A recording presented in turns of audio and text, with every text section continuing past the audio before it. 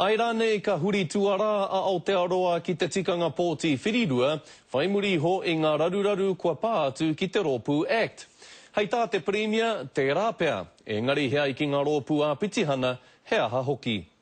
Nā te pūnaha pōti a MMP I uru atu ai a David Garrett I raro I te panekoti o Rodney Hyde ki te whare pāremata. Engari ko te Premier ke tana kaitiaki I te rangi nei. I have to work under the electoral system that's delivered to me as a leader of a political party, and that's called MMP. Engari mō tēnā e ai ki te tumuaki o te Pitihana. It's not MMP, it's the fact that Mr Hyde thought it was okay to cover up one of his members who had stolen a dead baby's identity. Hei tērā tau ka pōti a Aotearoa, mēnā rānei me mau tonu a MMP, me whakakore atu rānei. And that enabled John Key to be Prime Minister on election night. That hasn't happened in the past under MMP.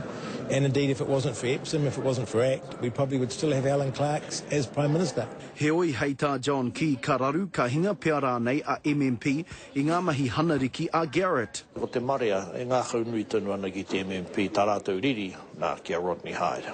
Hei tā reipa kei te tiaki noa te Premier I a Rodney Hyde, me tana rōpū kia māro tonu ai te mana o te kāwanatanga. Ki te waiho ko Rodney Hyde hei minute mō John Key, ka tino te ingo o te rōpū nāhingara katoa. Me mea ka tāhaingia koe I ngā ingo o ngā pēpi mo tō uru whenua, kaitoa.